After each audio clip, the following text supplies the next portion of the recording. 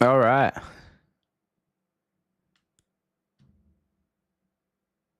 What the hell has happened? Breaking news. Alex Pereira will vacate his light heavyweight title. Dana announced on Friday. Yuri Prochazka will take on Carlos Ulberg for the main event. Okay, so what? So Khamzat's not going up. Okay, sweet. So we got a new card. Well, what the fuck is that? Wait. Holland versus Brown. Interesting fight. Have they fought before? Maybe I'm getting it confused, but okay. Holland versus Randy Brown. That should be good. Swanson. I don't know how the fuck this guy's still around. Oh, he's fighting. Isn't that Nate the? I forget what he calls himself, but he's another old fella. Yeah, that should be cool. Cub Swanson's a bloody. He's bloody nuts. He's insane. Yeah, there's something weird about Cub Swanson, man. Gamrot versus Ribovics. Look, I think Gamrot's going to win that. Fuck it, I'll say who's going to, I think's going to win. Obviously, I reckon Holland's probably going to beat Randy Brown. I don't know, Randy Brown.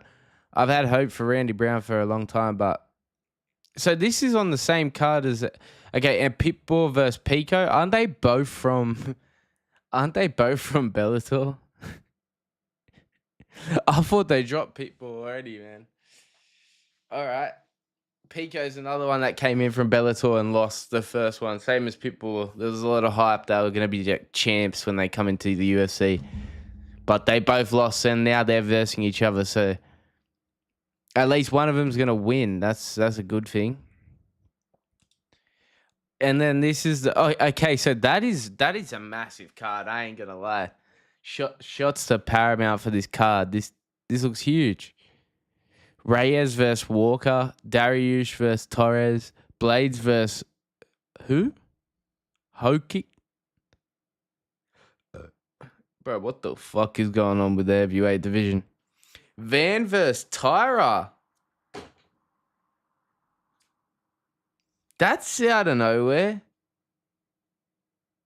Van versus Tyra.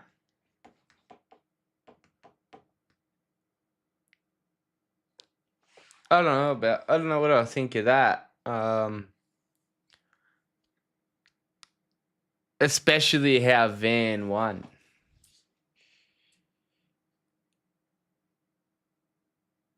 So that means like when old mate gets fixed, what's his name? Shit. What's the flyweight's name? That was I've already forgot his name. That's fucked up, bro. Pantoja. When he gets back, he could be versing Tyra. He didn't verse Tyra, but he versed other Japanese fighter from what's that promotion? I think it used to be Pride, but they changed it to something else now. Risen. He covered from that. And then Ulberg versus Prochazka. Damn. So New Zealand's got the shot. And that's a light heavyweight title bout. That doesn't look like it's an interim or anything.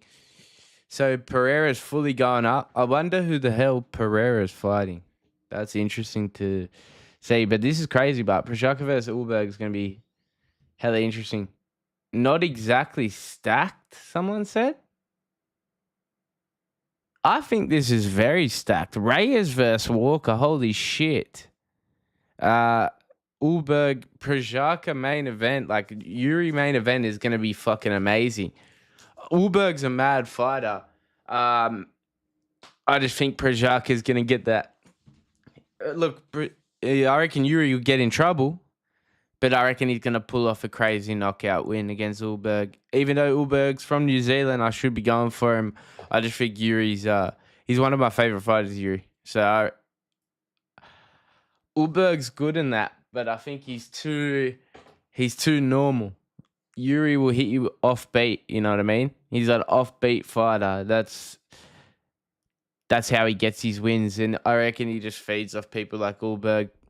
Van versus Taira, I'm gonna go with the Japanese. I reckon Tatsuya Taira is gonna take him down and show Van that you can't just strike, bro. Like, you need to have some wrestling, even though it's much more exciting. I agree with everyone. If you're saying I would rather watch Van over someone who can just wrestle all day, but you got to be able to do it. That's why, I love Volk as well. Volk he's so good at takedown defense and getting out of submissions, and he's good at it takedowns as well. He just doesn't need to show it, but when it gets hard for him, he proves it. Whereas Van hasn't proved any of that yet. He hasn't versed anyone that will give him too much problems. And he did lose to, what was it, Charles Johnson? Charles Johnson knocked him out on the but there's a 6 foot flyweight guy, dude. 6 foot flyweight. That's crazy, bro. That's crazy. Like, Ilya's gone to lightweight. He's like 5'7". And there's a 6 foot lightweight that knocked out Van. And, it stopped him a bit, but they still wanted to make him up there. But, yeah, I think Taira is going to be a problem. Taira probably wins that. Blades versus this Hoke. What the fuck, bro? I don't know what's going on with heavyweight. And then people are going to be like, oh, this Hoke guy's like a fucking beast. Why is he the third from the main event? Like, why is he here? Anyway, Dariush Torres. Bro, Torres is going to knock him out by accident, bro. He's going to accidentally, fucking sneeze, during the fight, Torres, and then Dariush is just going to fall over knocked out. There's too many times I've put money on Dariush, and the motherfucker gets knocked out by, I remember Armin, jumped up, right? And his 1 foot was in the air. So only 1 foot was planted in the ground, and he uppercutted him like a fucking game character would. And I don't know, everyone says, when you go to a gym and you learn how to punch and stuff, you got to have both feet planted, and I don't know. And then there was another fight he was doing the other day. Who was it against? It was it was that card where Jack Della lost to fucking Islam. But he fought someone, and I don't know, it looked like he got tapped on the head and he just fell over and he was knocked out. He's like that priest on that Family Guy episode. So Dariush is getting knocked out by some weird shit, for sure. Reyes versus Walker. Reyes is getting the finish on Johnny. But it's going to be dirty. That's going to be an exciting fight to watch no matter what happens. Mirzakhanov versus Costa, light heavyweight. So Costa's going up a weight, and obviously, yeah, we went through these before. That's a really stacked card. It's not stacked as in the names. It's stacked as in there's heaps of fucking good fights. That whole thing, that's 10 fights there that are pretty fucking good. Is that from the start? What is it? It's just going to be early prelims, and then it's fucking Holland versus Brown, Swanson, Landwehr. I don't know why it's in this order. Maybe the order will change. But this is that's 10 fights you would want to watch most of these fights. I'm interested in watching most of these fights. And you do see that there is no females, so nothing against them. I'm just saying it's a bit more interesting, this. I don't know what's going on with the female divisions, but sort of like the heavyweight. But this heavyweight division needs they need to buy some more people or something. I don't know. They need to train some more people. I don't know. That hockey guy doesn't look too fit, to be honest. Anyway, I'm gonna watch some videos on YouTube. Now this one, there are no nice guys in Hollywood. This is by Patrick CC.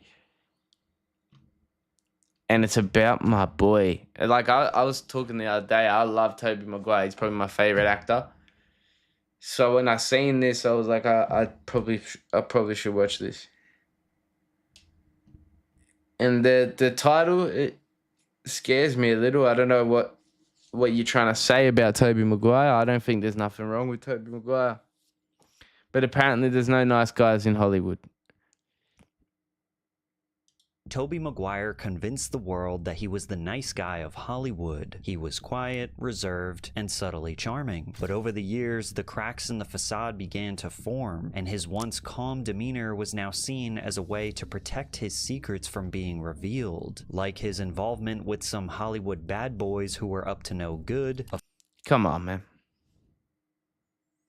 Come on, bro. You wouldn't chill with Leo? Film he made that led to a very serious lawsuit, vicious fights with paparazzi, which all built up to him allegedly running an illegal poker game where he hustled other celebrities and Wall Street executives out of tens of millions of dollars. Come on, bro. Consider that Tobey pretty much disappeared from Hollywood around the exact same How can you hustle him? It was poker, bro. He won. Time all of his secrets were coming to light, it became harder and harder for fans to see him as just a humble, hardworking actor. This is the double life of Tobey Maguire, known to the world as the greatest Spider-Man ever, but he may have just been a psychopath with a master plan to get filthy rich. Shut the fuck up, he claims to be man. a childhood prodigy destined for greatness, even though it was technically his friendship with Leo that made him a household name. In the 1980s, Tobey Maguire's mom, Wendy, offered... I'm just going to say this is slander at this point. This is all lies. I'm a fan of Tobey Maguire. So him saying that I think he's a bad boy for what? Playing poker, chilling with Leonardo DiCaprio. Why is this a bad boy? What did Leo do? Do bigger movies? Why would it be worse for him to chill with Leo? And what? He swindled people out of $10 million in poker. That's why are you playing fucking poker? That's a fucking trophy. He won $10 million out of high executives and other actors and stuff. That's fucking amazing. Him $100 to study acting instead of becoming a You can't do Spider-Man forever. chef. Within a year, Maguire loved it so much that he actually dropped out of high school to pursue a career in Hollywood. However, what might be seen as a mom wanting the best for her son turned out to be an act of desperation. His home life was unstable, and Tobey found himself moving around constantly while finding commercials to help Wendy pay the bills. I think initially, because I moved around to so many different schools, socially it became really difficult for me to integrate into the school and the social thing with the kids. And I became really, well, in 6th grade, I remember I went to school in Palm Springs and I got like morning sickness for the first month. Every day I would get nauseous. And I realized later it's because I was so nervous about, meeting new kids. And then I left there abruptly and moved to a couple different schools the following school year.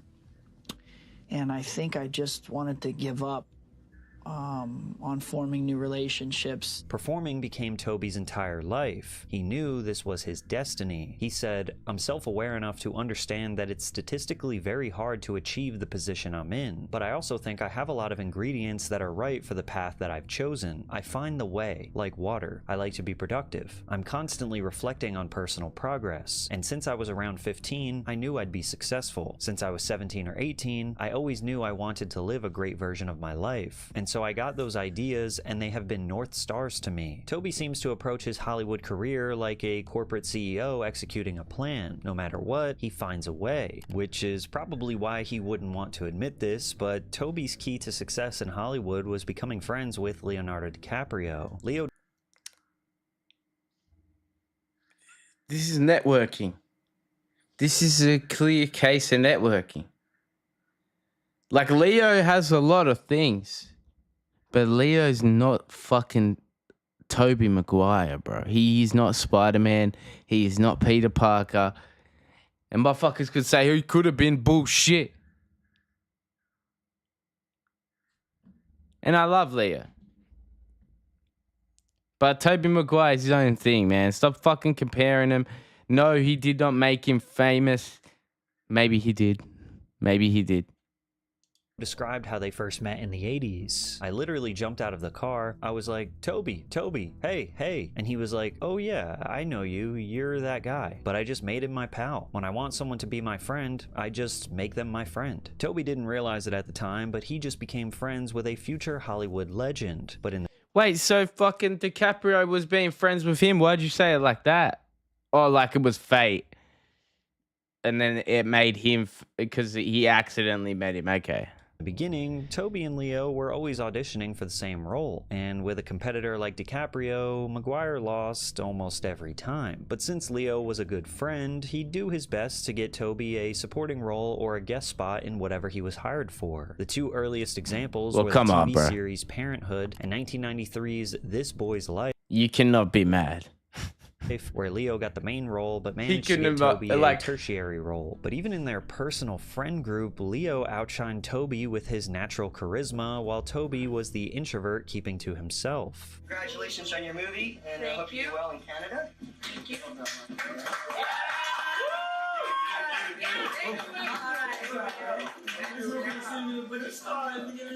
Okay, I know. Wait, hold on. Okay. Can we get a token black guy in here or something?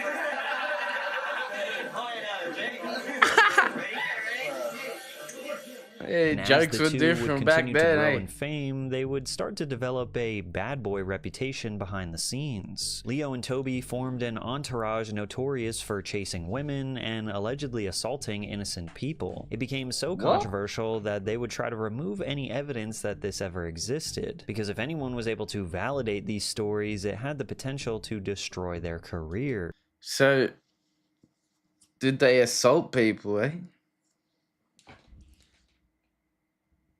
Lies. By 1993, Tobey Maguire got a taste of fame before he even got his first big break, all because his best friend had just starred in What's Eating Gilbert Grape alongside Johnny Depp. While it didn't make much at the box office, the biggest names in Hollywood were now familiar with DiCaprio. Suddenly, Tobey found himself doing ride-alongs with Leo where they would go clubbing, hit exclusive restaurants, and experience what it is like to be members of the industry's upper class. The inner circle consisted of Tobey, Leo, Lucas Haas, and Kevin Connolly.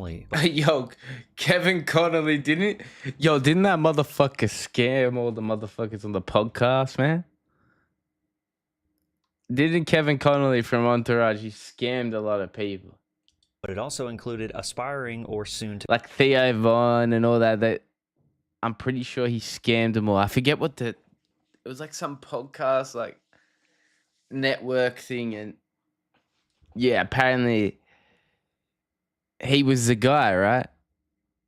To be megastars like David Blaine, Jay Ferguson, Josh Miller, Ethan Suplee, and Scott Bloom. As DiCaprio continued to get more and more famous through movies like The Basketball Diaries, The Quick and the Dead, and Romeo and Juliet, all of the young guys around him elevated in fame just for being his friend. The only person who claimed to hold on to his own identity was Toby. He refused to talk too much about his relationships and made serious efforts to look as polite as he possibly could on camera. Now, how do you get involved with those creeps? Bunch of punks. Are you really good friends with Leonardo DiCaprio? I've been friends with him for years, like 12 years. Yeah, you're on his level. But I have even talked to David Blaine about this. He said, hanging out with Leonardo DiCaprio, my whole identity got lost. I became Leonardo DiCaprio's friend and part of his posse, and it was very upsetting. Screw that. That didn't bother you. You don't find that bothersome? I've always been the like independent, quiet one, and I keep myself separate in terms of like press and all that, and you know, otherwise I'm just his friend, and I understand what David's saying. There's definitely, he gets a lot of attention. You know, the guy's very magnetic. He's like Marlon Brando or something, you know. And as a result, he started building his own star power, like his roles in The Ice Storm and Deconstructing Harry. David Blaine's a fucking magician, right? Yeah, I'm getting that right? That's all he is, yeah? Obviously, he's going to be like in the posse of someone that's as good as that actor as fucking Leonardo DiCaprio. Like, Tobey Maguire was an actor as well, so obviously they're going to be different. But why the fuck are we comparing David Blaine? He's not up on that level, man. Directors and producers picked up on his quiet demeanor, and he started Right, he's just a magician, right? David Blaine is just a magician, yeah?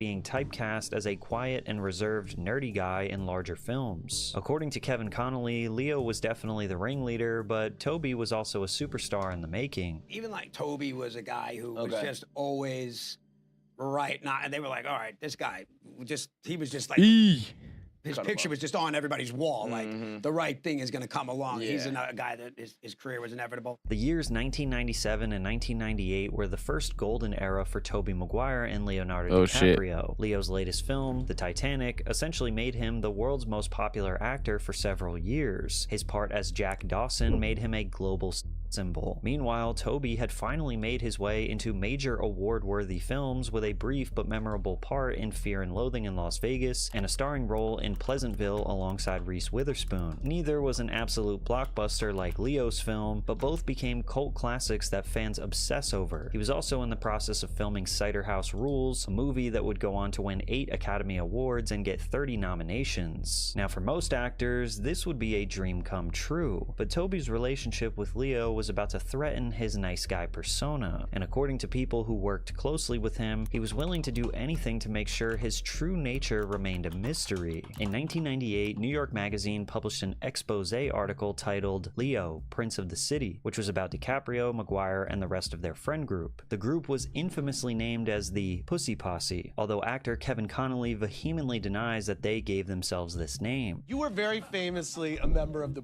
Posse. Or what channel is this? Leo DiCaprio, Tobey Maguire, David Blaine, all these guys. Who got the most in the Posse? Well, listen. First of all, if I could set that straight, you know, that was there was a New York Magazine article written years ago, and the writer of the magazine coined that phrase. Got it. You guys didn't coin yourself that. With my hand on the Bible, I swear to you, never, ever, ever. It sounds like Piers Morgan when he gets asked about the Epstein Island mentions. In any capacity, have myself or any of our friends ever referred to ourselves as the Posse. This guy wrote. One sec, I'll be back.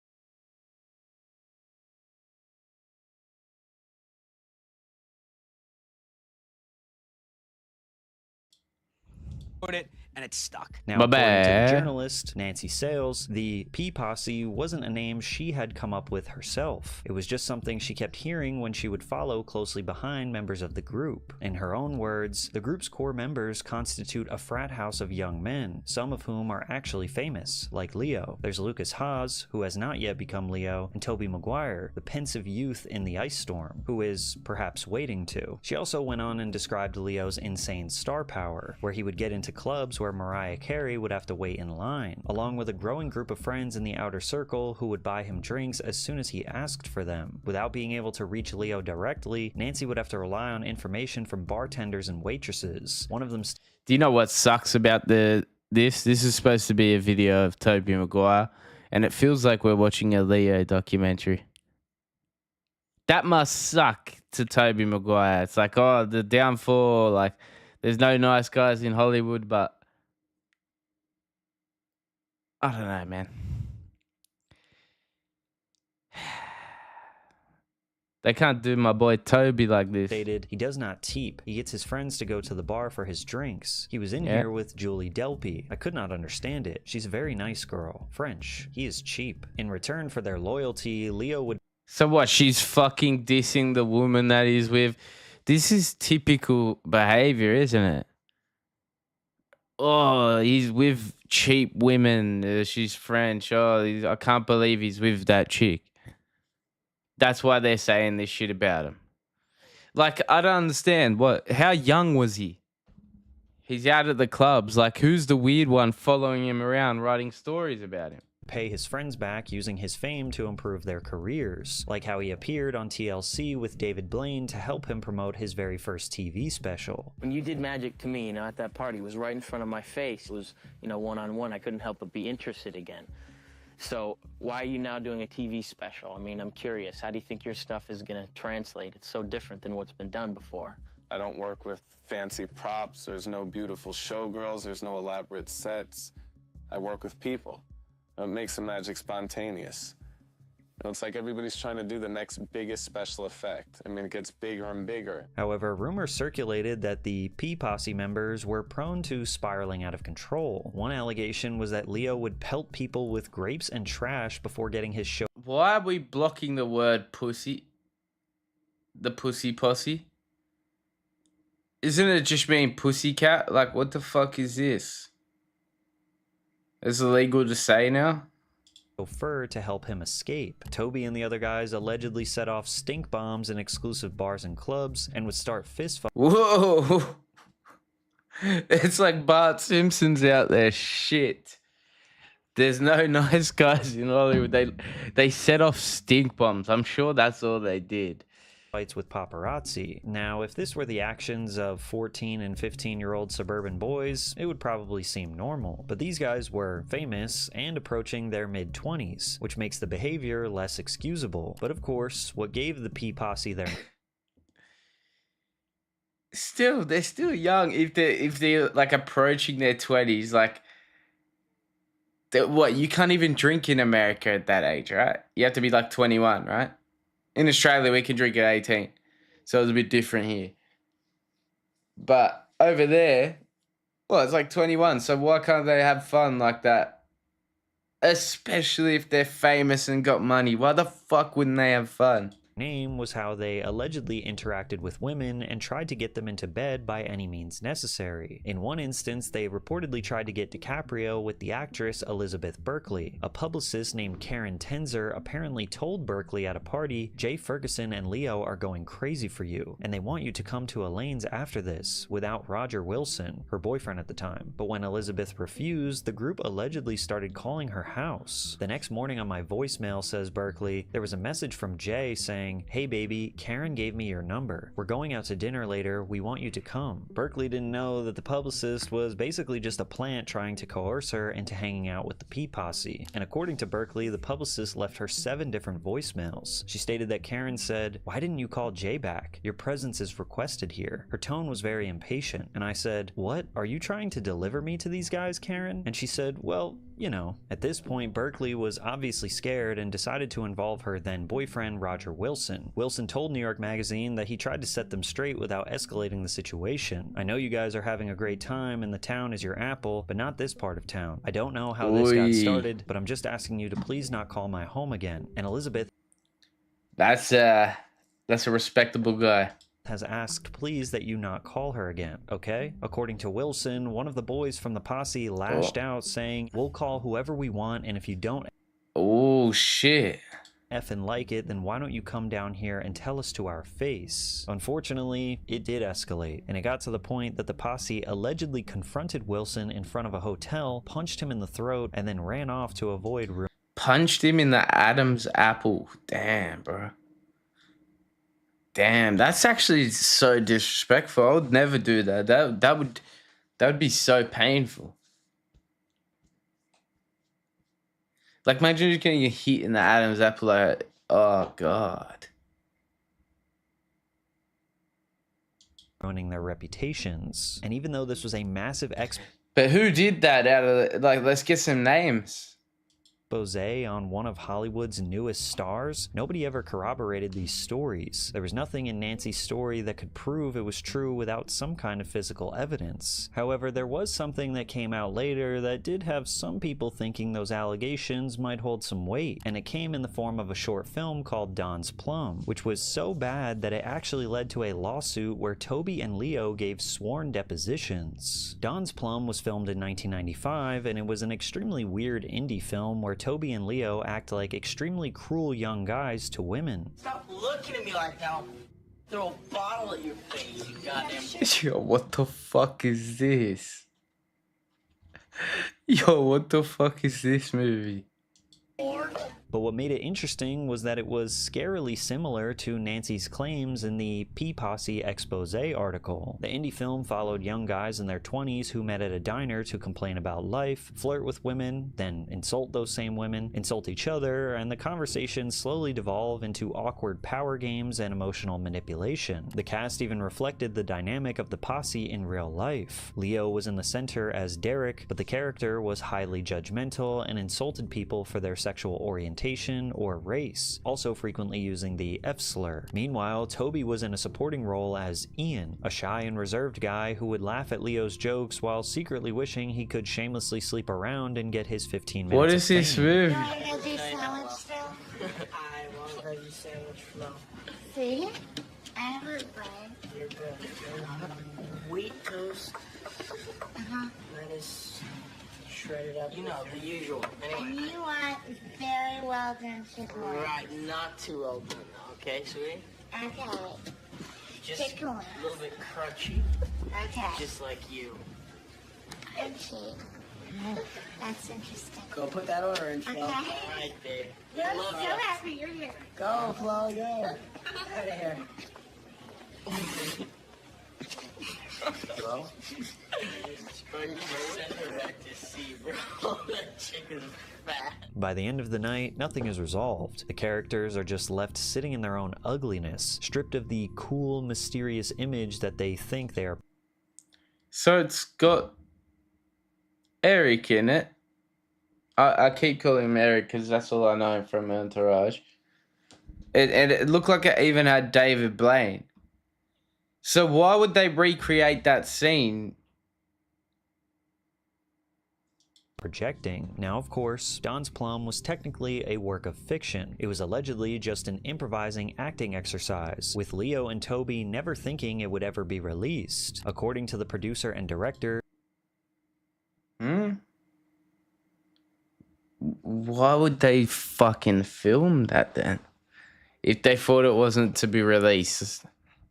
Dale Wheatley, as well as his co-producers, the possible release of Don's Plum made Toby lose his mind. After hearing about the first version of the film that was intended for release, Toby allegedly got his manager involved to try and remove any of the improvised lines that would hurt his image as an up-and-coming actor. I believe Toby and his manager wanted to view the movie to make sure that Toby's performance was up to par, that it supported that he's a really good actor. I think they had maybe some concerns that he came across a little bit weak on film. And there must be some truth to this allegation. So they made him go. So that they looked really young there, and it looks like these old fellas made him do some edgy shit. And what? Just hold it against them for the rest of their careers? What does it mean that they weren't going to release this, but they did the most edgiest shit that they? So what was it, like just an exercise or something? Why would they do that? And then Toby's stressing that this is going to release and stuff. That's really weird. That's really weird. I've never heard of Don's Plum. I'm going to look it up after this, but because Toby would end up shooting additional scenes after that dinner table scene to make him look even better. But after the first screening, Maguire did everything he could to shut it down before it went global. He started suggesting that there was shady business about Don's Plum and that he had a problem with that, and he felt like we were withholding from him and from the others information that they should know about, and that we haven't been on the up and up from the beginning. And Artie was kind of having none of it, and Artie was like, what do you really want? Toby, why are you here? Why are you really here? And the thing started boiling up, probably as the macaroni was boiling up. And finally, Toby loses it. He comes completely undone and he starts screaming, I want Don's Plum to burn! And he's screaming and his veins are coming out on his neck. And it was just rage, pure, unadulterated rage. Leo seemingly felt the same way, and he allegedly made the posse turn on the director in a private meeting. In a way, life was starting to imitate art. Leo was becoming more and more like Derek, the way he acted, the things that he said. He knew that we had been already invited to Sundance. He goes, this movie isn't gonna be in Sundance. My agents run this town and they run Sundance, and believe me, That movie's not going to be in Sundance. Your movie's not going to be anywhere. My agents run this town. In response, Dale Wheatley's legal team eventually had to get involved to save the film. What followed was a countersuit from Toby and Leo, claiming that Don's Plum was supposed to be a short film and they had been lied to from the very beginning. But when Toby finally got the chance to speak up and give his deposition, he didn't say much, and he always looked as if he was hiding something. Did you voice any type of objection to Don's Plum being anything more than a short? I don't recall. Did you hear anybody else object to that? See, look what the thing is. Why was the movie from start never supposed to be released? But they said the most edgiest shit. I don't recall. On the other hand, Leo was much more straightforward that this was nothing more than improvising, not a real film. I never had any intention of doing a feature film. The agreement had always been that this was a short film. I would never go in for... Yo, but how the fuck can you put actors on the, on the chair, on the stand, you know what I mean? Bro, they're actors. Leo could be lying through his fucking teeth and you would not know shit. You know what I mean? This is going to be the hardest motherfucker. If this guy ever does anything wrong, this guy is going to get out of everything. We fucked up, bro. He's a good actor. one night and improvise with my friends and make a feature film. There's no way I would ever do that. Regardless of which details of this story you believe, it's pretty clear that the reason they did not want this film to be released was because it made them both look like disgusting pigs at a time when their careers were about to explode. Director Dale Wheatley lost his lawsuit and had been essentially blacklisted ever since. When it came to the movie itself, Yeah, fucking. So why the fuck would you be trying to make a movie like this with these fellas at that time? Unless you try to hold something against them and then they can do what you want. It looks like it was a little ploy to fuck them over. They shouldn't have done it. They shouldn't have done it. And they realized that. Good on them for fighting back. But even if, why the fuck would they do that movie at that time? Some edgy fucking, we're the bad guys thing. That's ridiculous. It looks like... And then, I don't know. What is a deposition? What is that? Why did they have to say that? Is it police? What? Because, the guy sued them too.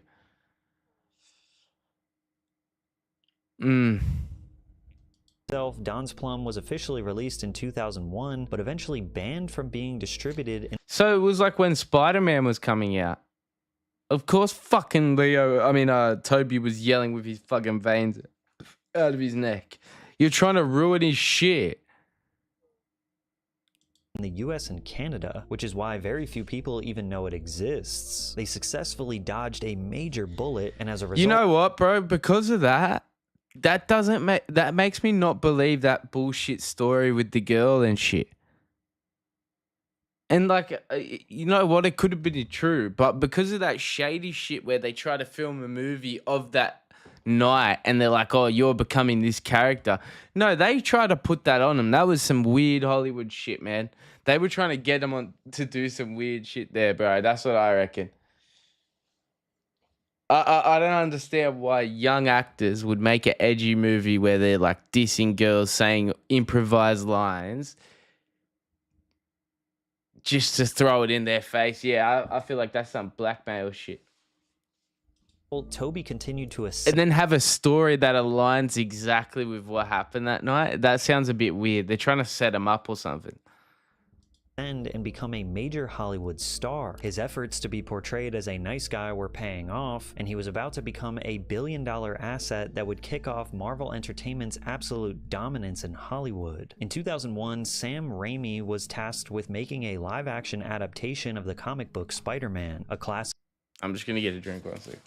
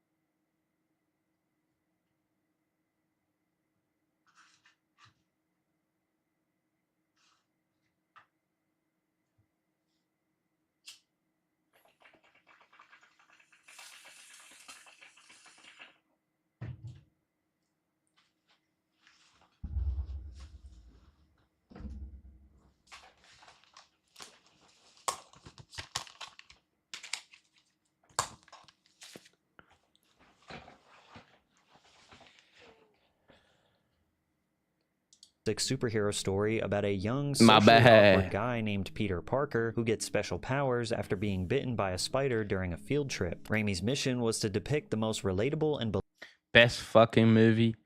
Best experience as a kid going to see this shit, to be honest, man. believable superhero of all I time. love this shit. Well, I try to always be true to the character of Peter Parker and deal with him honestly, like in any dramatic motion picture.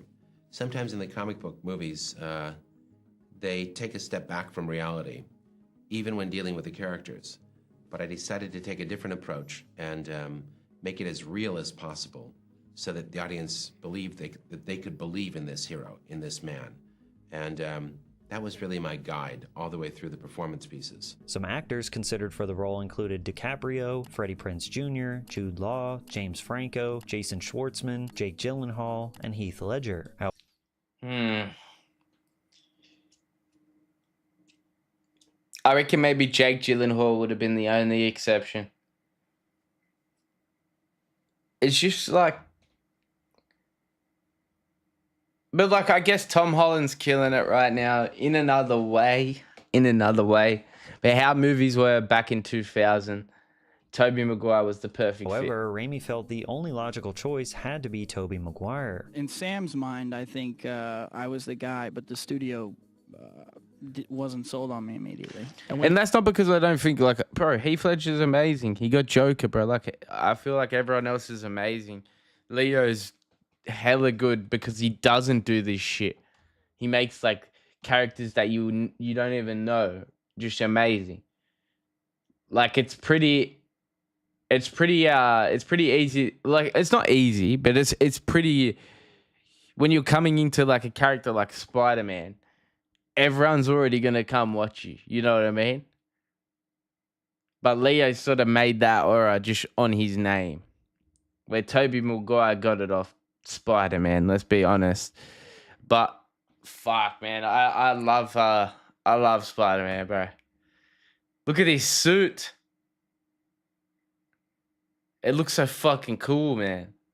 They weren't sold on you. Isn't it true he went and shot some film with you to prove to them that you'd be a good Spider-Man? It was a bit of a process, but first we did like an audition on videotape in a little room, and they got it. Took them a couple weeks to see it. Were you insulted? My ego was rubbed a little bit, you know. And once Tobey got the part, it was clear this was the role he was born to play. He captured the spirit of the everyday kid and was able to share a kind of vulnerability on screen that He captured the spirit of an everyday kid as like a 35-year-old.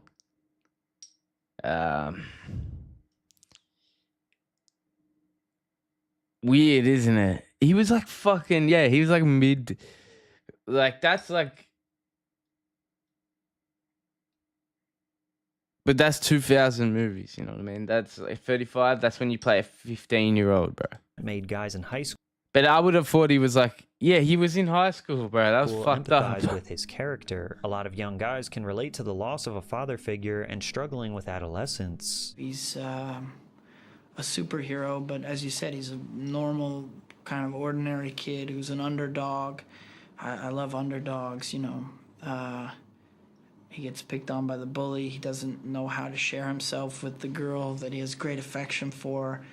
It's difficult for him. On the other hand, the movie was able to share action sequences that were fun and didn't take themselves too seriously until it was necessary. As much as Tobey Maguire was perfect for Spider-Man, a lot of the credit goes to Sam Raimi for understanding that Tobey had a true talent for looking innocent and shy. Spider-Man was a coming-of-age film just as much as it was a superhero movie, and even with a massive budget of about $139 million, it managed to rake in over $800 million at the worldwide box office. Tobey is just a childhood hero of mine. No matter how great Tom acts, Tobey's just the greatest in my heart. With massive critical and box office success, the second Spider-Man movie went into production almost immediately. It followed a similar formula to the last movie, where Peter Parker had to face off against a villain named Otto Octavius, or Doc Ock, after he lost his mind trying to play God. Even with all the success of the first film, Tobey was a little hesitant to get deeper into the role. He had just starred in the Oscar-nominated animated movie Seabiscuit and always saw himself as a more serious actor. Tobey really seemed to worry about getting attached to a franchise that could prevent him from accepting more challenging roles. What I liked about it was Sam's approach to the whole movie. You know, when I first heard about it, I was a little reluctant about the idea, but I went and talked to Sam, and he just talked about it from the standpoint of character. He really wanted this to come from character, you know, these real kind of people, and a coming-of-age story about this kind of ordinary kid who becomes a superhero and who's struggling with the big questions in life, along with, like, the regular personal stuff and desires. And I really liked that approach, and I thought it would be interesting to bring, you know, my sensibility together with Sam's for this kind of movie. And once again, this proved to be the best decision for Tobey's career. The amount of money that Spider-Man 2 made at the box office was almost identical to the last. Not only that, but it's widely considered to be the best Spider-Man movie of the entire franchise.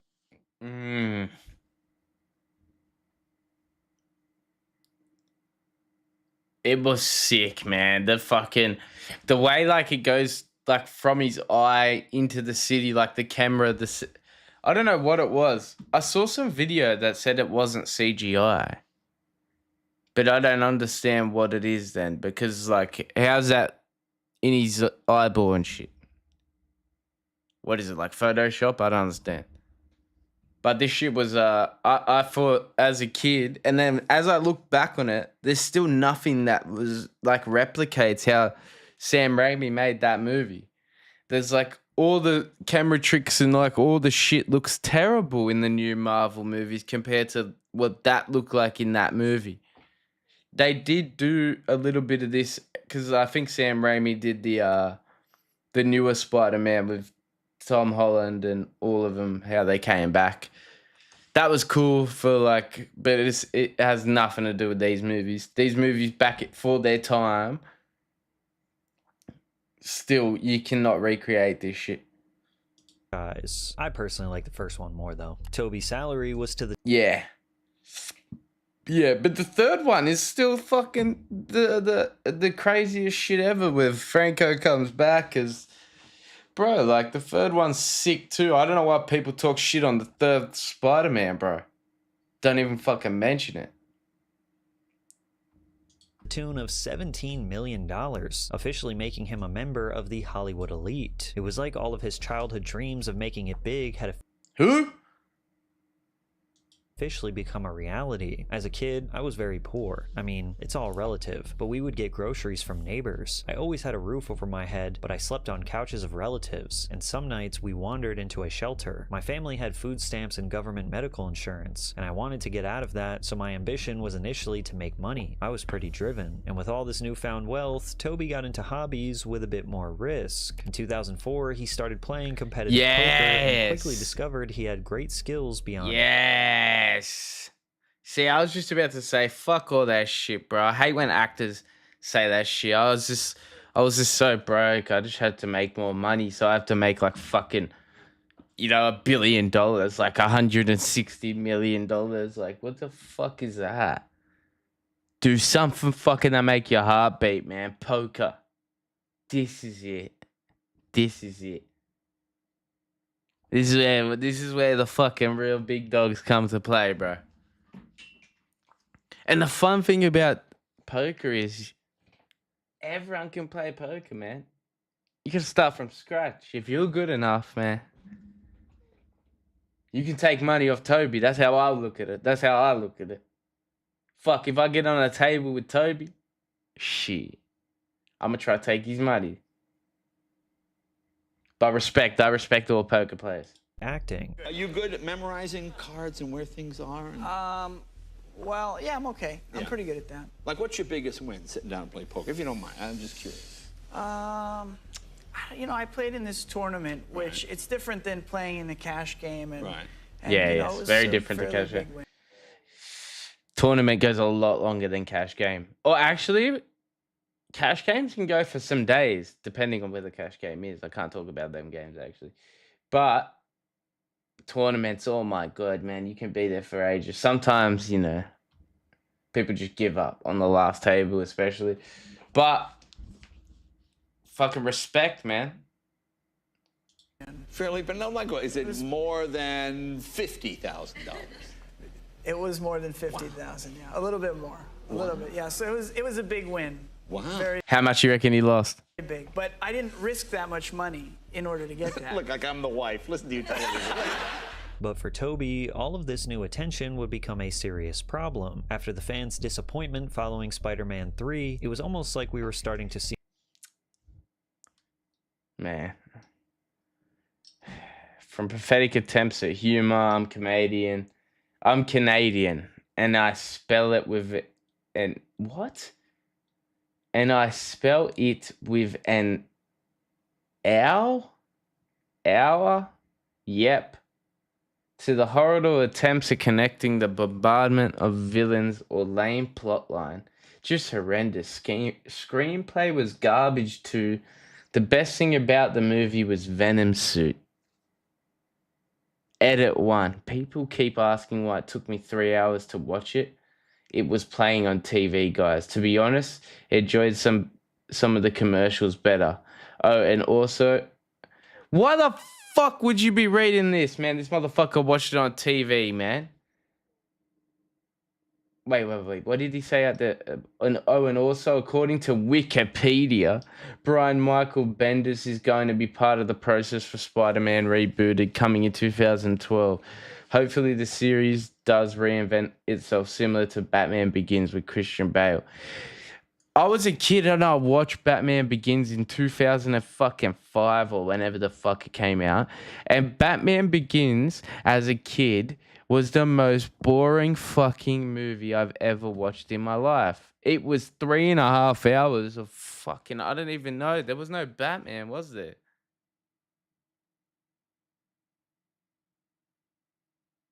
And all the like adults I went with were like, yeah, that was really good. Like it wasn't good for kids. Spider-Man was good for kids. Imagine being a kid watching Spider-Man 3 and these people were like fucking... That's why this motherfucking account's deleted. Don't even worry about this fool of a thing, yeah? I don't like slander on fucking these movies, man. Slip. Like the Toby everyone was used to was just another character he was getting tired of playing. In 2007, the hype surrounding the release of Spider-Man 3 made it one of the most highly anticipated moments of the decade. But behind the scenes, things were quickly starting to fall apart. Especially when it came to introducing the villain called Venom. To Sam Raimi, the right villain was Sandman because he had more human qualities. Looking back on Sandman, he didn't age well. He did not age well. But I thought it was cool as a kid.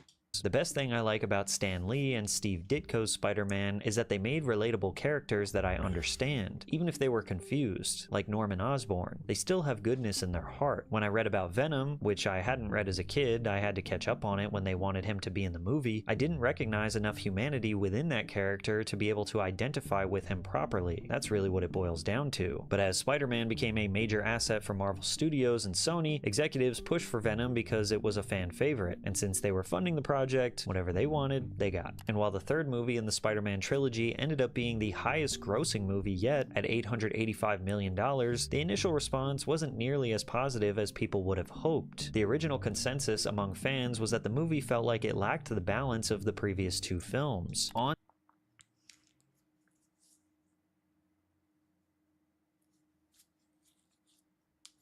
It was the finale, man. It was the finale. We had to add in fucking... Did you not play the game? Like, have you not read... I haven't read the comics, but I know about, like... Isn't there, like, the 5? There's, like, there's 5 villains that Spider-Man fights at once. They all conspire to get against him. That's what I feel like they were trying to do a little bit of. Tomato, I didn't even know what that shit was back then, bro. The tomato meter and shit.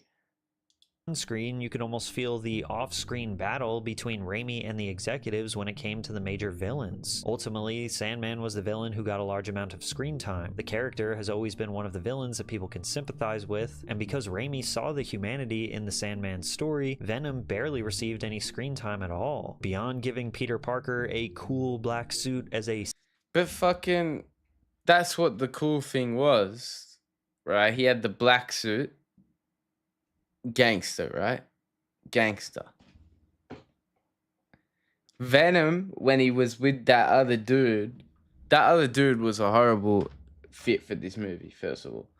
I never liked the guy that was Venom, but you weren't supposed to like him. That's how they used to do villains in movies. You just weren't supposed to like him. But I just didn't think he was like good enough to be the villain. And they also had the James Franco. So I guess it was a bit confusing. Maybe like if I was an adult and I watched Spider-Man 3, I would be like, hey, yo, this wasn't it. But it was definitely, it was like, man. The game, there was a game. Fuck, bro. Symbiote Spider-Man, fans who never read the comic books had no idea what Venom was supposed to be. Venom never spoke and looked like some kind of screeching alien without any complex thought or motive. Not to mention that the rivalry between Peter Parker and Harry Osborn wasn't even completed yet. There was just too much to unpack in one film. However, there were some highlights. Possibly the most memorable part of the movie was Tobey Maguire. Yeah, but that apparently that wasn't a highlight, bro, because the tomato meter didn't fucking claim this. This is a meme that fucking took off a couple years ago. Let's be honest about this. This is now everyone's looking back and saying, oh, you know what, that movie was kind of good. I like this shit, bro. I like this shit, man. I always thought this was funny as fuck. People didn't like it, and it was that on that r/movies on Reddit, that guy was complaining about the humor in it, which is now a meme. Maguire's elite dance moves and him dressing up like... If they did that on a movie now, we'd all look at it and they're just copying memes. No one would even give a shit. Like a misunderstood emo teen. He was very unconvincing whenever he got mad or tried to be intimidating, which honestly made... This is the craziest shit. Why was he acting like this? It's because he had the Venom, bro. They try to do something with it. Have you seen what happens when they try to do something new with a show or movie now? It funny. Give me rent. You'll get your rent when you fix this damn door! Ultimately, fans felt like this was just way too much to pack into a single movie. Oh, that's so much. He's yelling at the fucking guy. He's skitzing out. I thought it was amazing. Like, okay, so let's look at Tom Hardy's Venom. I sort of like it. I watched the last one the other day. And I was like, you know what? It's all right. The middle one was shit. The second one was shit. The first one was decent. But those movies got like fucking 40% and below. Like they didn't get... They're horrible rating. And it's so annoying, the Venom character they made. So what is Venom supposed to be?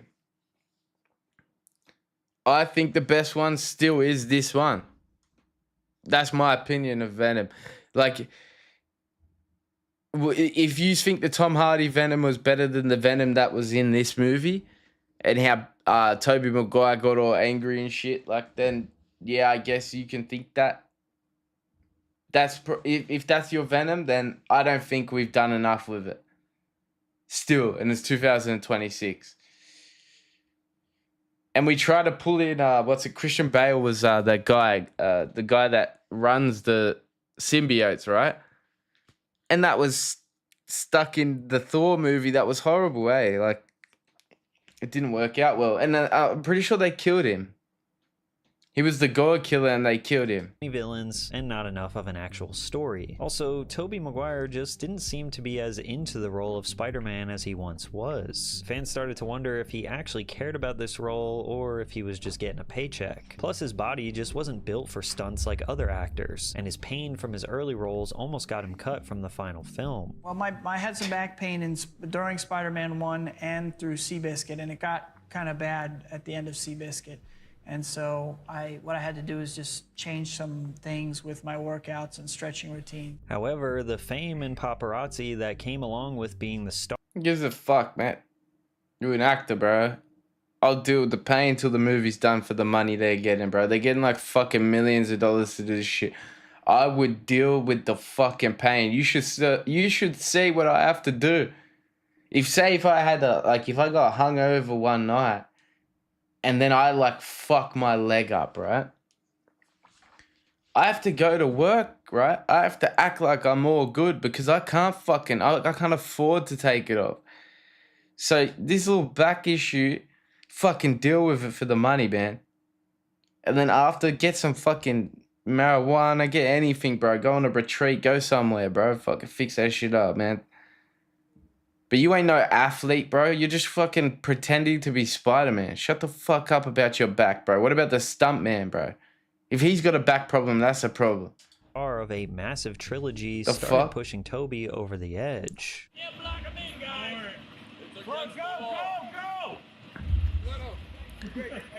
Like, I understand, like, if they do, they're like, nah, you know what? We're going to get rid of Tobey for the third one because he's complaining about his back. I understand if the director fires him, man. What a piece of shit. Bro, you're not even the fucking stunt guy. You're just you're pretending to be Spider-Man. What happened to your fucking back? Well, you don't want the $1 million then? You know what? Go fuck it. Go fix your back, bro. We'll pay someone else to do it. That's what I would fucking say. Okay, back up, guys. You can't do it. Out of the way. Oh, yeah. There are cars there, mother. Get out of the way. We're blocking the cars for you. Thank you, Spider-Man. Yes, man. When I first saw this, I was like, yes. Why are people so mad at that? Like, get the fuck out of his way. And while almost every star has gotten upset with a camera in their face, Tobey was... Everyone always hates confrontation, eh? They hate confrontation, right? And the same motherfuckers will go to people, don't touch me or I'll fucking lose it, right?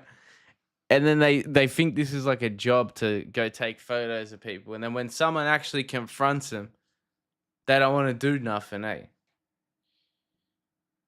Well, like you're going and taking photos of a celebrity, and then when they confront you, everyone gets all nervous and fucking shakes up and go, oh, he's a bad person because he confronted me.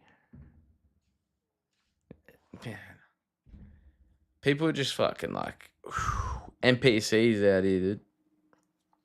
But I remember when that happened, bro, and I thought he was a G for doing that. Fuck paparazzi, man.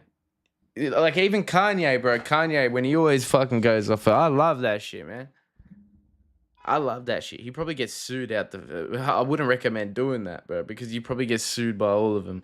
Like, him just opening the door then, bro, probably fucking broke like 2 people's hands and shit. Wait, I just heard a horn. I'm going to check if my car is not getting stolen, dude.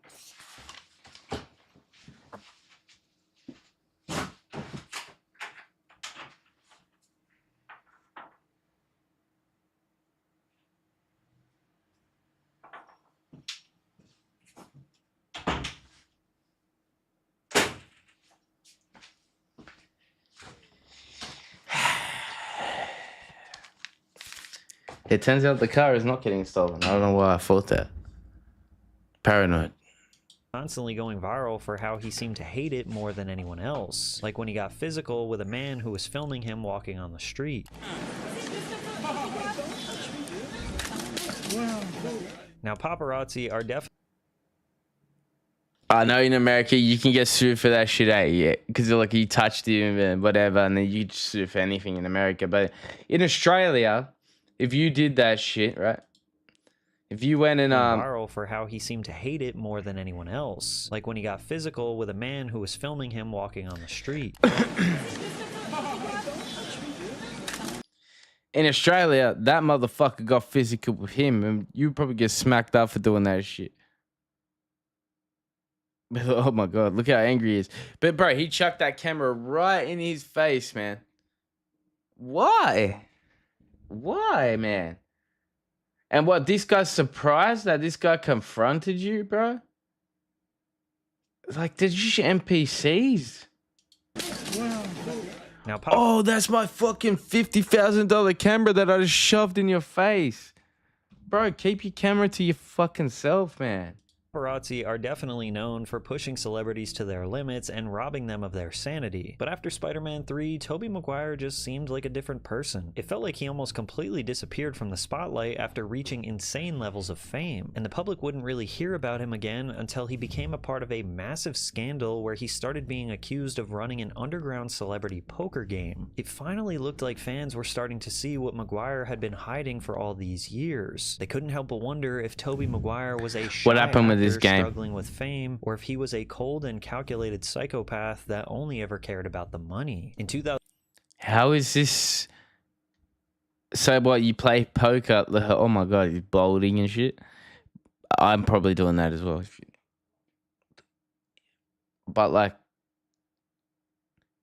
you're a fucking cold psychopath that just wants money for playing poker. Is that really how it is? Is that how it is?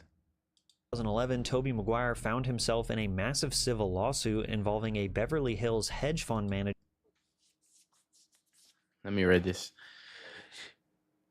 Tobey Maguire targeted over illicit poker ring. DiCaprio, Damon, and Affleck next. What? What type of shit is this? Named Brad Ruderman. According to the suit, Tobey managed to take $311,000 off of him, with $110,000 of that coming in just one night. Bro, the guy had a bad fucking night. This is poker, man. He came in. He probably thought, oh, you know what? I'm just gonna have some fun. Maybe to Brad Ruderman, $110,000 is just play money. Fucking Tobey Maguire's a shark. He's not a psychopathic fucking person. He's a fucking shark. There's poker sharks. They play cash games. This is how this guy got lured into the cash game, because he thought, oh, Toby's another actor or whatever. He's in Hollywood. Oh, he's not going to be a shark. He underestimated Tobey. That's his fucking fault. You shouldn't have bet that much, bro. It's poker. We can go through the hands. You could probably go through the fucking hands with Tobey Maguire and say, this is how he lost. He thought he had a fucking straight and I had a fucking higher straight. Like, it's simple. It's all bluffing and all this shit. This motherfucker could have bluffed, bro. This motherfucker could have bluffed. That's why he lost that in one night. Tobey's not a psychopath for this guy fucking not knowing that Tobey's a shark. We obviously knew he played poker.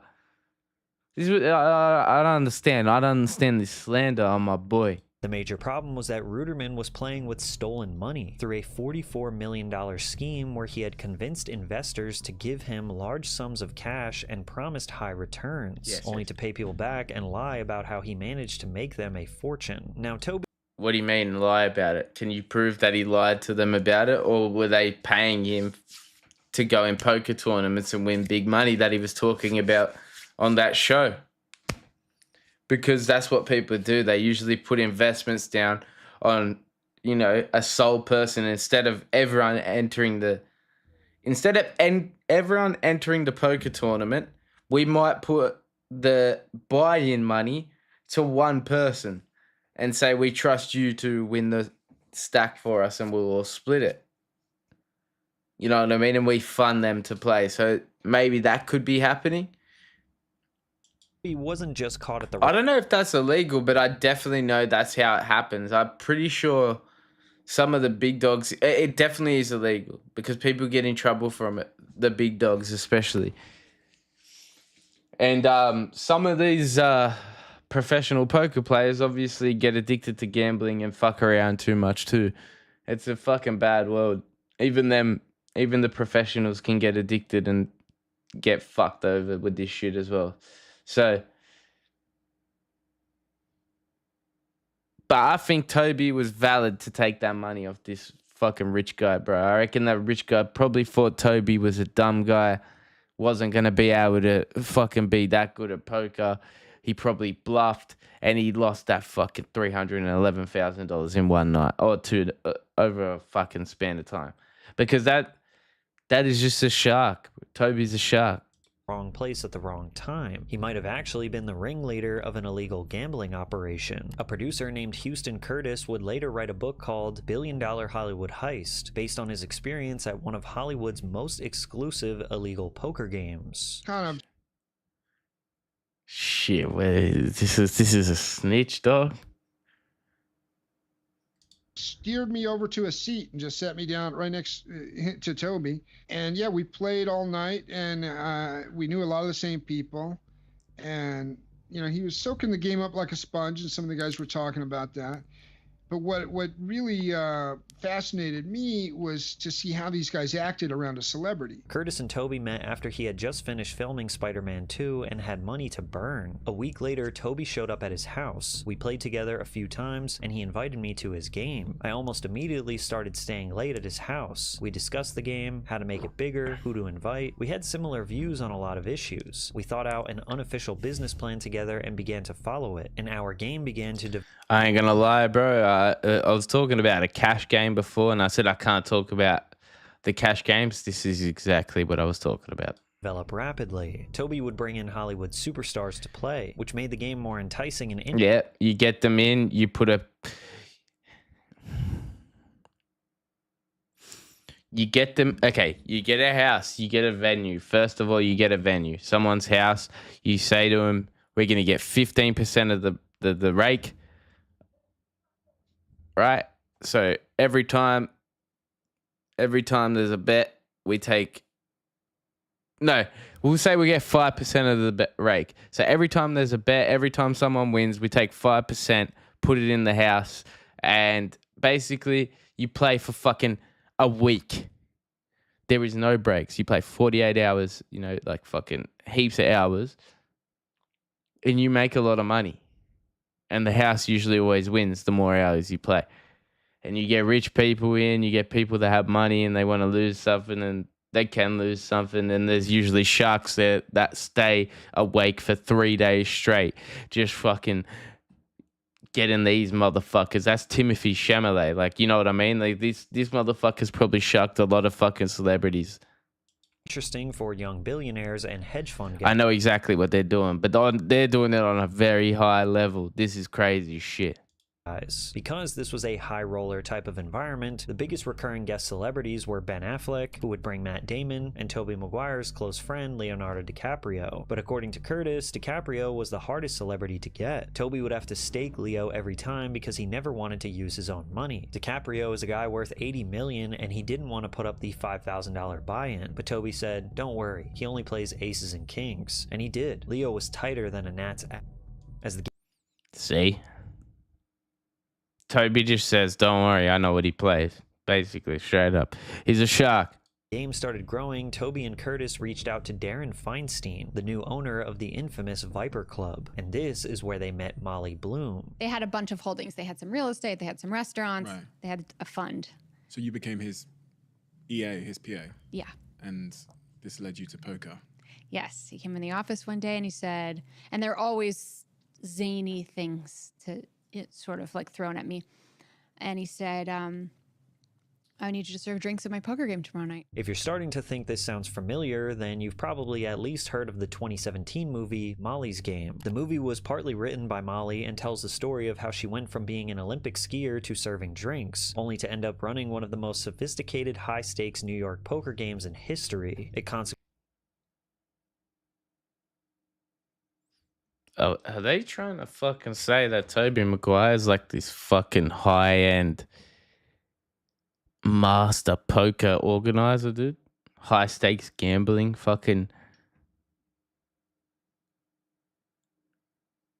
Consequently led to her arrest and later allowed her to sell her story for a fortune. However, Curtis writes in his book that Molly was essentially just a pawn in a much bigger This is the Tobey Maguire files. game that she didn't understand. He told us that he had a pretty assistant who could serve the drinks, and Molly turned out to be a diligent student. I don't mean in playing poker, she's never been interested in that, but she perfectly remembered the drinks preferences of the guests and took contact details from everyone. Then she and Darren had a fight, and she complained about him to one of the players she was dating at the time. The film emphasizes that she never had a relationship with any of the players. I'll try not to comment on that, but let's say it amused me a lot. In short, they came up to us, said that Darren was trying to take the game away, and threatened to hold it elsewhere the next day. And if you've seen the movie Molly's Game, Player X, played by Michael Cera, is a calm, calculated, seemingly nice guy, but he is conniving, rude, and secretly at war with Molly. Player X is rumored to be depicting the real-life Tobey Maguire. What? What the fuck? Michael Cera played Tobey Maguire. Allegedly, Tobey became the brains of the operation, and he felt that a $5,000 buy-in was just far too low. The game was very accessible. Many dreamed of playing at the same table with Tobey or Leo, and for that experience at that low price of $5,000 was pretty insignificant to them. Some players were already managing to rebuy twice within the first round. We didn't invite people in off the street and understood that no one would leave after losing $5K in 5 minutes. This scheme seemed perfect to me. But Tobey decided that everything would work the same way for bigger money. We raised the blinds to $200, $400 and the buy-in to $50K. From a profit... Okay, whoa, 50K, bro. This is gonna be $1 million games. Real fucking quick. Oriented perspective, Tobey was right. The $50,000 buy-in made the game seem even more elite and exclusive. Yes. In Curtis's book, he talks about making millions of dollars, but admits that Tobey was always the star player who came out on top. Tobey was winning an average of $1 million a month for 3 years. That is, he has earned about $36 million in poker over the whole period. If this is an accurate number, that would mean that Tobey was essentially doubling what he had made as Spider-Man. It also kind of explained why he wasn't bothering with acting in more major movies. But bro was running the game. And if he had the house as well, right? If he was running the game and they took a rake out of the fucking 50K buy-in, 200 to 400K blinds, the rake would have been huge. He was making $1 million probably consistently off just running the games. Maybe the profit isn't even fucking noted. All of the money he could ever want. But it wasn't just the fact that Tobey was essentially hustling these guys out of their money. Oh, you know what? Actually, the house and the rake won't be noted. He probably made more than that off that. If fans and like people just wanted to be on Leo and shit's table, so he would use Leo as like, oh, Leo's on this table, so people think Leo has money. I'm gonna try to get on this table. I'm gonna spend 50K. Oh my god. Also, that he was an asshole while doing it. Poker games are pretty notorious for being what could be called locker room Fuck, bro. I think this guy's onto something. Talk, where guys get together and say things they'd never share with the rest of the world. For example, it's rumored that producer Rick Salomon kept prodding Ben Affleck about Jennifer Lopez's body. Did her have cellulite on it, or was it nice? Salomon asked. Fuck? The table was stunned into silence before Affleck replied, it was nice. But that's pretty mild compared to how Tobey Maguire apparently handled anyone who stood between him and his money. While Molly Bloom claims that she was the one running the games in LA, Curtis said that Tobey saw her as more of a low-class leech. She was reportedly taking home over $30,000 in tips alone every night. According to Curtis, Tobey would go into fits of rage thinking about... What?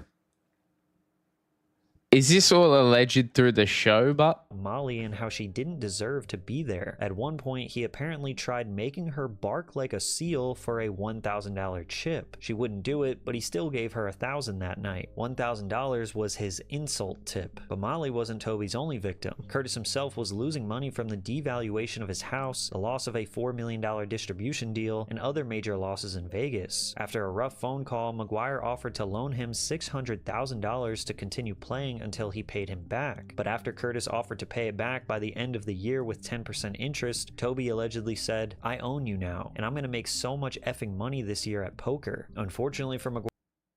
Shit. I didn't think this was going to be about poker, man, to be honest. I thought this was just going to be about Tobey Maguire and like the downfall, right? I thought maybe he got on the drugs or something like that. But now that I think it's about poker, this is close to the heart, you know what I mean? This is close to the heart. I know a lot about poker. There was one time, bro, like, I remember I got paid and I went to a cash game and I lost my whole paycheck in a matter of an hour. I kept buying in, and then I couldn't buy in anymore. And I remember I lost my paycheck that day I got paid. And I remember I went home and I went on Discord like with my boys and I was like, yo, and they're like, what happened? I'm like, I fucking just lost my whole paycheck, man. And they just like start cracking up at me. And then I just thought about it. I'm like, fuck, I'm addicted to poker. I got to stop this shit. I somehow just like, with no thought, I thought to just pull out all my money and put it straight on poker. But I see the monster that fucking Tobey turned into. Poker's a hell of a drug, man, especially when you're winning. Maguire, these were his famous last words. The poker game blew up after the arrest of Brad Ruderman, and the lawsuit later forced him to pay $80,000 to Ruderman's victims. The game was over, and Tobey came out looking a bit... But he was made fucking $1 million a year. He made $1 million a year, and he paid $80,000 to the victims. What the fuck is wrong with the fucking system, man? Like a psychopath with a secret side hustle. This was the lowest point in Tobey Maguire's vanishing career. And just like the very beginning, he'd have to rely on Leonardo DiCaprio again to get some work in Hollywood. After Tobey was exposed in the poker bust, he had effectively lost his purpose in an industry where he was once universally loved. He'd only star in an obscure movie called The Details, which bombed so hard for critics and fans that most... What the fuck is this? People don't even know it exists. The only other big film he was able to star in after the fallout was The Great Gatsby, and even then, Tobey technically didn't get the role of Nick Carraway from his own merit. It was Leo who got the starring role and managed to convince the director to hire his buddy. Even after 2 decades, Leo was still convincing Hollywood to hire Tobey. Maguire was constantly asked about what it's like to work with one of the greatest actors in the industry, to the point where it became a running joke. About what's it like working with Leo? What? Got it. Maybe I'll take that part first and work backwards a little bit. To make matters worse, The Great Gatsby was arguably one of the least successful films that Leo had ever made. It was one of those movies where both critics and audiences seemed to agree. I ain't gonna lie, I thought this movie was much different when I heard about it, and I thought it was like a girly girl movie or whatever. But when I went to watch it, I thought it was a very timepiece movie. I thought it was going to be back in time, but the music was all like new and stuff. I think like it had new remixes and it would have like dance music, but they were like in, I don't even know what time period that was. It was like the fucking 50s or 60s or something. I don't even know. I think it was like the 50s or 60s, but they would have EDM, like dance music pumping through it. I've heard that the people that do the music for this, I know someone who knows them, but I just don't think it fit with the movie. When I watched it personally, it was a decent movie, but I don't think it was... Like, I thought this shit was like the Titanic. That's what it looks like. I thought it would be like a timepiece, yeah. That the movie just missed the mark, which kind of made it look like Tobey had lost everything that made... You know what I mean? That looks like fucking, oh yeah, they would have like violins and shit playing throughout the movie. But no, it has EDM music and it'll be like dance music of today. and it's just weird. Him valuable to cinema. He was in DiCaprio's shadow once again, and even that couldn't save him from fading away. He really only returned to the spotlight due to a cameo in Spider-Man No Way Home alongside Andrew Garfield and Tom Holland. But luckily for Tobey, his appearance reminded older fans about the impact that he had in the early 2000s. Reviews were so positive for the 2021 Spider-Man that it actually made fans revisit the old trilogy and appreciate the third movie for what it was. People started to laugh at Tobey's insane behavior in the third film, and a viral meme trend emerged called Bully Maguire, where fans would Yes. The funny thing is, like, since this shit has come out, I've been saying to my mates, like, this is why I've called one of my mates, we call him like his name, but bully his name. Like, we say bully fucking Matt. Like, that's like his name when he's like, when we think he's being a bully or some shit, when he's acting like Bully Maguire. So, like, I've always used this shit. And when I'm late to shit, I'm always late to work or I'm always late to something. I always refer to it as Spider-Man 2 when he's late to, like, all this shit, bro. You can't be on time for some fucking random reason, bro. I forget why. He lost his powers, eh? Compilations of their favorite clips of Tobey remixed into... It's probably just me being stoned, I ain't gonna lie. ...to new scenarios to make it seem like Maguire is bullying other characters. I don't want to see you anymore. I'm gonna put some dirt in your eye. Stings, doesn't it? Be a chump. The swagger and confidence of Bully Maguire is top-notch. But Spider-Man No Way Home didn't mean Tobey was back. He's still a rare sight on the big screen. He's only acted in 6 films in the past 15 years, and while he hasn't been in many starring roles, he still produces films on the side. Because Tobey has remained quiet and somber his entire career, we constantly have to fill in the gaps to figure out who this guy truly is. Whether Tobey was a shy actor crushed by fame, or a calculated player who beat Hollywood at its own game depends on how you interpret his silence. Because Tobey didn't necessarily have this massive public downward spiral, nor did he beg for redemption. He just kind of disappeared and only comes back when it's convenient for him. Maybe that's what makes Tobey such a great poker player, because he knows when to fold. Hollywood and poker are very similar. The people who bow out early aren't necessarily losers, but just those who figured out it's only going to get worse if you keep going. It's kind of crazy that Spider-Man's best friend, Harry Osborn, was played by James Franco, considering his real-life Hollywood downfall ended up being way messier than any villain. Yeah, I watched Patrick CC's video on Franco. Villain arc. But if you want that full story, check out this video. Yeah, and it was that. It was There Are No Friends, and it's about him with Seth Rogen and stuff. Yeah, well, I don't think it's bad for an actor to only have 6 fucking movies. What's his name? Alan Rickman, the guy who played Snape in Harry Potter. I don't think he did any other movie but Die Hard. He did Die Hard back in the day. The first Die Hard as well. He was the villain in the first Die Hard, Alan Rickman, and then he never made anything, and he was Snape in Harry Potter.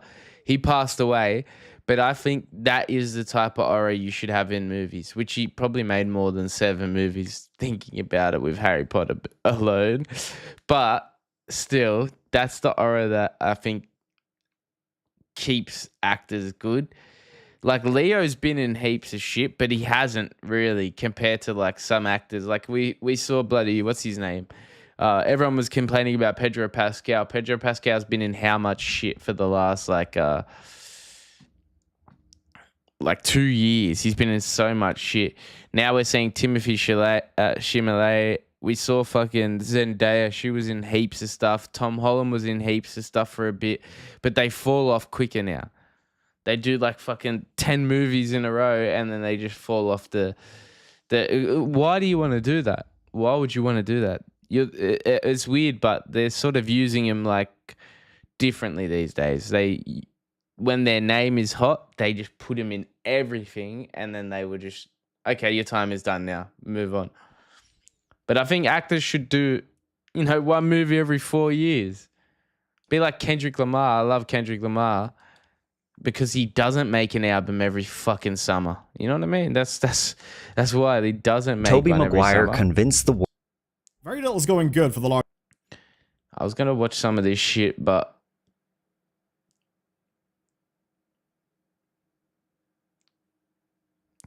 maybe I'll watch some shit tomorrow and I'll just play.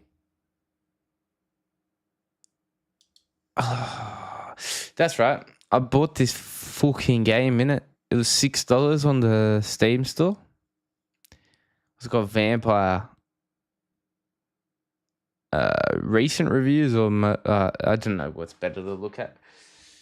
My path to falling in love with this game, already don't like this. Why are you falling in love with a game? Was quite rocky to say the least. I was introduced to Vampire all the way back in 2018. Shit, how long ago was that? This game's been out for 8 years. Are you fucking serious? Anyway, I downloaded it. I might play it later. I just don't think it's fucking... I don't think it's that good, to be honest. It was $6. That's why I bought it. Oh shit. How come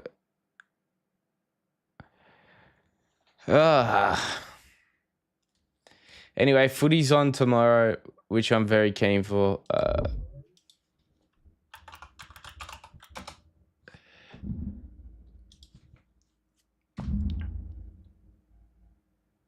I'm very keen for this. It's at 3:30 p.m. I think that's our time. I don't know what time it will be in Vegas. Probably at like 7:30 or 8 o'clock at night. I'd be guessing because that's when we play. The boys are ready. We're ready. If the fucking Bulldogs lose, I swear to God, I am. I'm turning off my phone. I don't want to hear it. I don't want to fucking hear it. But it would be very embarrassing if we lose. Why did I click on this guy? What the fuck is this? Get the fuck off my fucking thing. You know what I mean? But yeah. I was going to watch some other videos, but CBF, man. I've been on for fucking too long watching that video that I think... I didn't even have the sound right for most of the time. I was going to play Wukong, but I'm embarrassed, bro. I'm embarrassed because...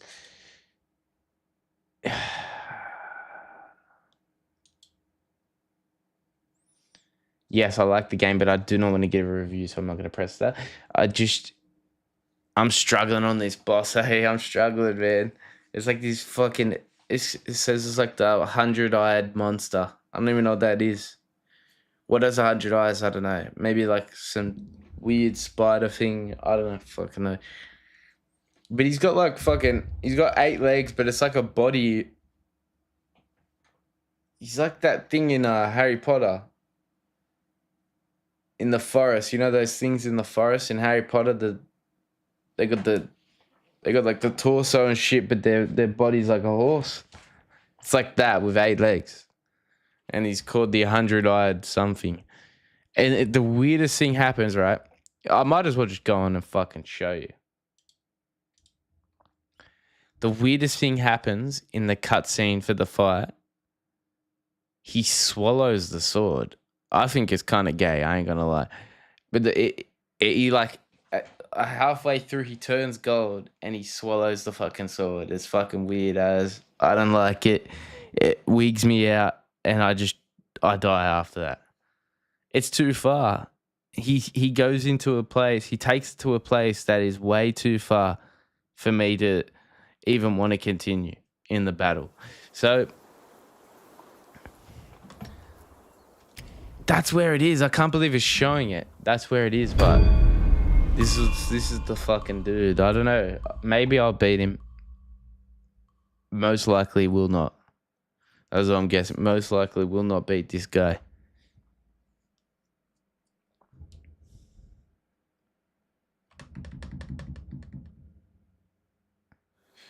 But I'll just have one go just to show him off.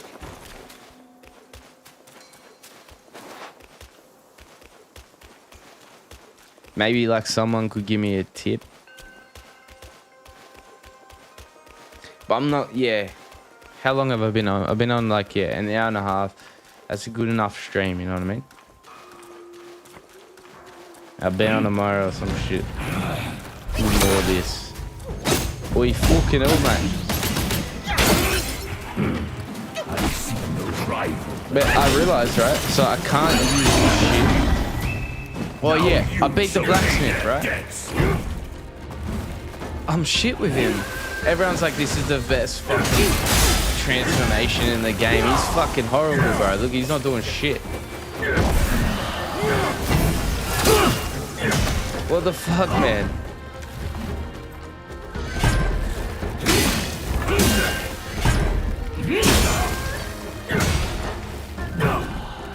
What the fuck is this? What's wrong with you?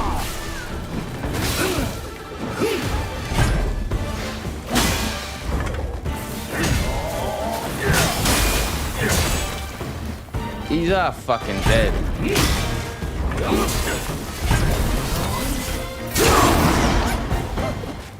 Do you know what I really like about this game, bro?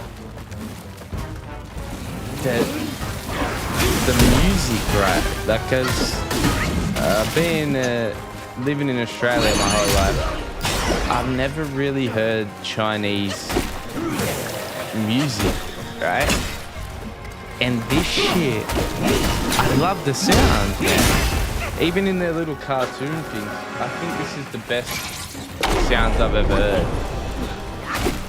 I'm very interested in the sounds or the music that plays during Wukong.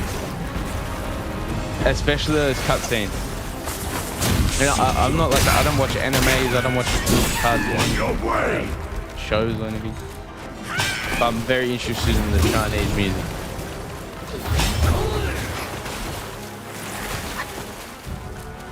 Anyway, what the fuck is this?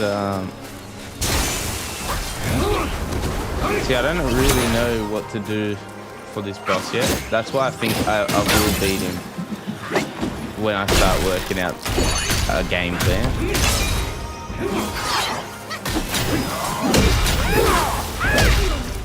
That was good, that was good. And see, this ain't the problem. It's like another bit. That's when he fucking goes weird. Alright, that's good.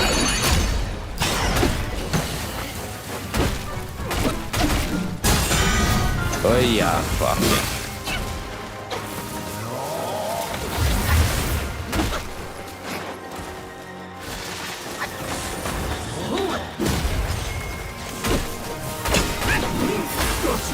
Am I still... What? I thought it was like the fucking next phase.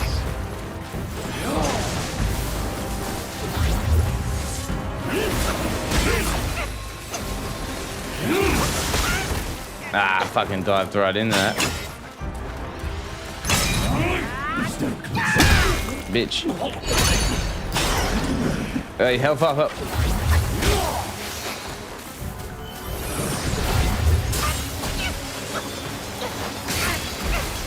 Ah, fuck off, mate. Yeah, this is giving me shit, man.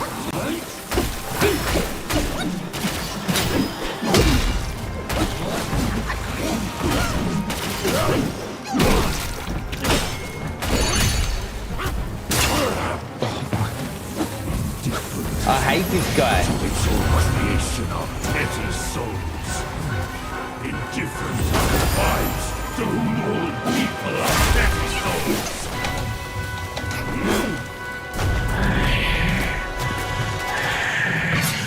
Look, oh, I fucking skipped it by accident. He's about to swallow the sword, the weirdo.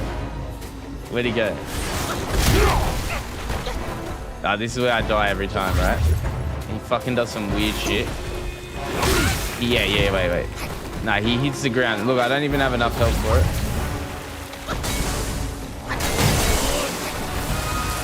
This shit, bro. Now, oh fuck, bro, I don't have anything. Supremacy of Kugan stands behind me. I can kill every destined one I find.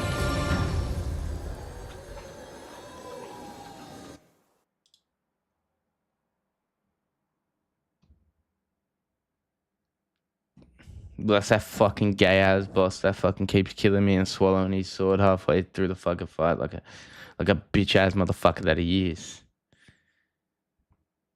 Trolling what? Trolling dealers on Facebook Marketplace. I just found these guys, bro. I don't know how I just found them, but I've seen their clips on like Instagram or something, or like just like weird shit.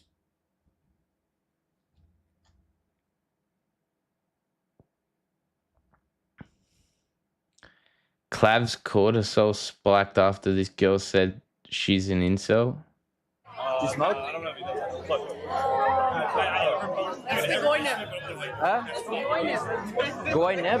What does that mean? You never heard that? No. It's psychology. Alright, so you're like one of those weird like internet chicks? I'm an incel.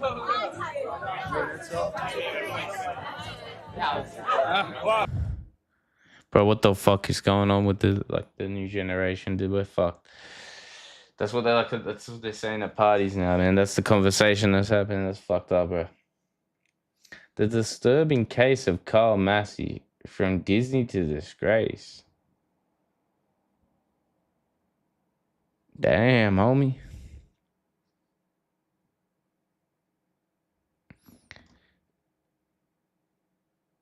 But yeah.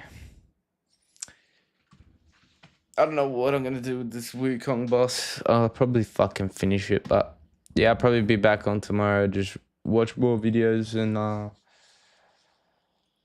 oh yeah, that's right, the footy's on tomorrow. So I'll probably be watching that as well. And playing Wukong as well. I'm gonna finish that fucking game, I swear to God. Anyway, have a good one. Latest.